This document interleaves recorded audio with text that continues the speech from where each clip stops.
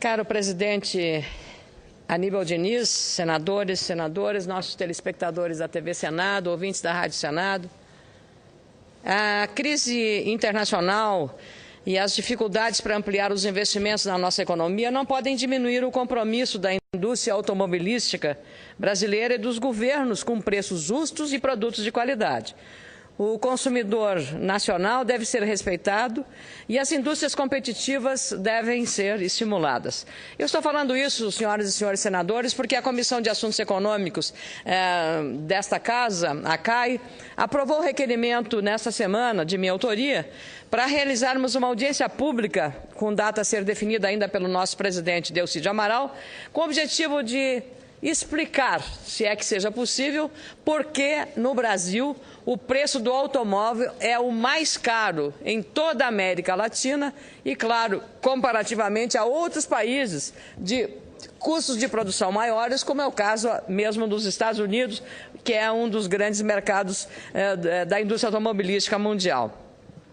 Isso também considerando que houve redução do IPI sobre carros populares e os carros continuam com preços elevadíssimos.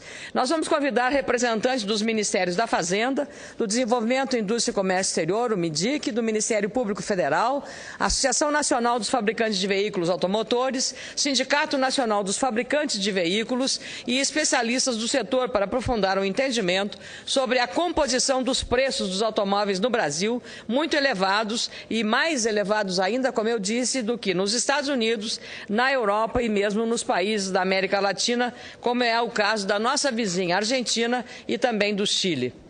O senador Eduardo Braga, líder do governo nesta casa, aliás, para minha alegria, apoiou o meu requerimento, sugerindo, inclusive, que aproveitemos esta audiência pública para debater a ausência de incentivos fiscais para os chamados carros híbridos, como os de motores flex, que usam etanol como combustível, e para os automóveis movidos a energia elétrica ou qualquer outro combustível não fóssil ou não mineral, como é o petróleo, por exemplo.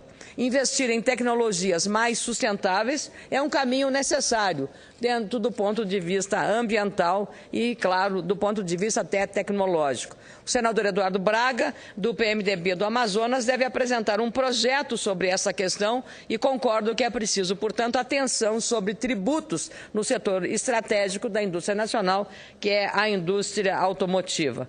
O momento é oportuno para debatermos essas questões, porque está aquecido o mercado de automóveis do Brasil, mesmo com as dificuldades no trânsito e uma infraestrutura defasada nos grandes centros urbanos. É incrível, mas apesar de ser o Brasil hoje o sétimo maior produtor de veículos automotores, carros, automóveis do mundo, sétimo maior produtor, o Brasil hoje importa veículos do México, de vários modelos e que há uma lista de espera. E o consumidor, se quiser ter o carro, antes vai ter que pagar um ágio. Isso como nos velhos e antigos tempos que a indústria não era capaz de estar produzindo para atender a demanda do mercado interno. Então, até para o carro de maior preço, há já uma demanda e a espera por conta das questões de alfândega, das questões relacionadas a porto e as licenças também.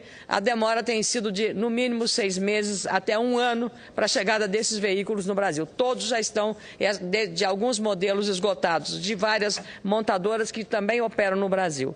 O momento é oportuno para debatermos essas questões, como eu disse, por conta dessa situação do mercado brasileiro e extremamente aquecido. Reportagem publicada hoje no jornal Folha de São Paulo mostra que o Brasil, 4º maior mercado global de veículos e 7º maior produtor, deve se tornar o 6º maior produtor de automóveis do mundo em 2017, devido ao regime automotivo nacional. A consultoria citada na reportagem do Jornal Paulista afirma que nos próximos 4 anos, a produção de carros do Brasil poderá alcançar 4 milhões e 450 mil veículos, 1 milhão a mais do que deve ser produzido ao final deste ano. Essa quantia de automóveis é superior ao estimado para a Coreia do Sul em 2017, atualmente ocupando a 6ª maior posição de produtora de automóveis do mundo. O cenário para o Brasil, no setor automotivo, é de ter uma produção menor apenas que Índia, Alemanha, Estados Unidos, China e Japão.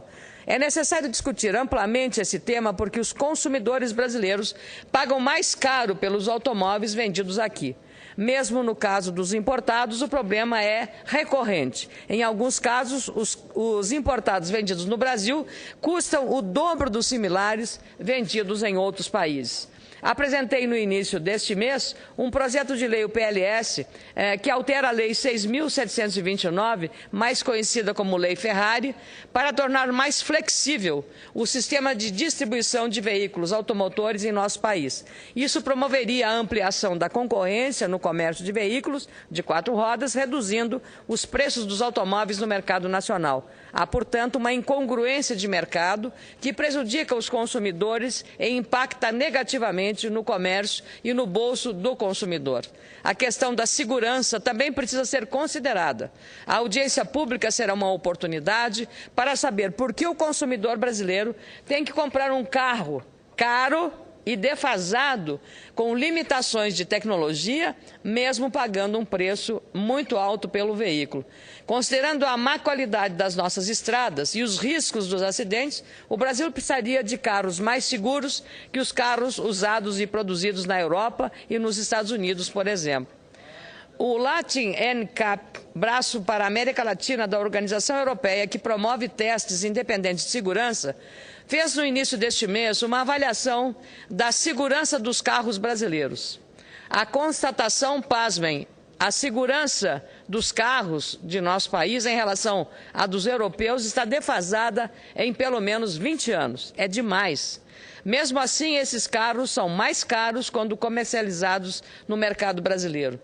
Essa situação me faz lembrar, inclusive, um episódio que ficou muito conhecido na década de 90, quando o senador Fernando Collor era presidente da República, afirmou na Alemanha, se referindo aos automóveis usados no Brasil, produzidos aqui, que os brasileiros andavam em carroças. De lá para cá, o setor, claro, evoluiu muito, mas o Brasil ainda enfrenta limitações à competitividade e à livre concorrência, como a ausência de incentivos fiscais e preços elevados, no caso do incentivo, mesmo que o governo agora tenha reduzido o IPI. É claro que não podemos ainda dizer que sejam carroças, mas estão muito longe de ter a qualidade ideal em matéria de segurança, como foi constatado por essa instituição.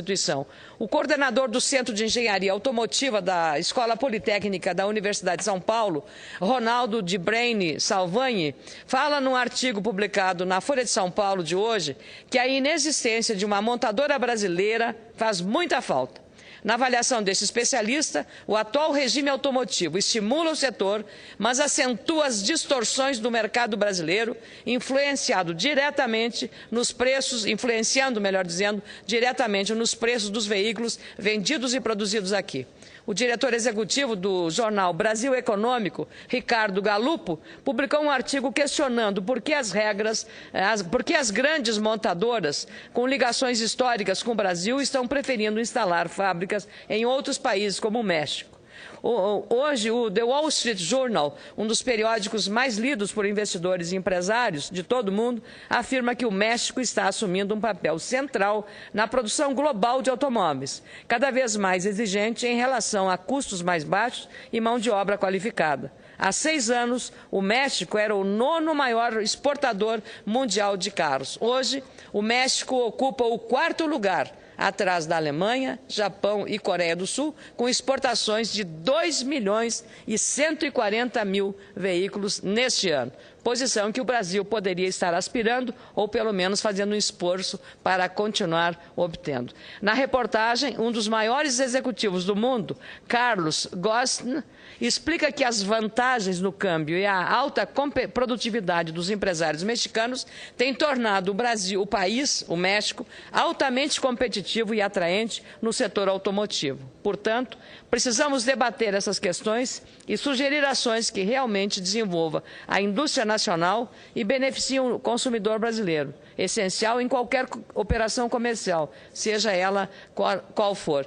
É por isso que nós queremos discutir essa questão, porque não é admissível que o Brasil, com esta posição de protagonismo nessa indústria que tem recebido do governo brasileiro um tratamento diferenciado, tem um alto poder político também, ela tenha praticado números em relação a custo excessivamente elevados comparativamente ao Chile e à Argentina, apenas para citar um país muito próximo de nós em relação ao preço dos automóveis. Então, eu penso que a utilidade dessa audiência pública, que recebeu o apoio do senador Eduardo Braga, será exatamente para que a própria indústria venha explicar. Talvez ela tenha razões que a nossa razão desconhece. Por isso, a relevância e a oportunidade da audiência pública na Comissão de Assuntos Econômicos para debater, a meu pedido e do senador Eduardo Braga, o alto custo e o alto preço dos automóveis em nosso país. Muito obrigada, senhor presidente.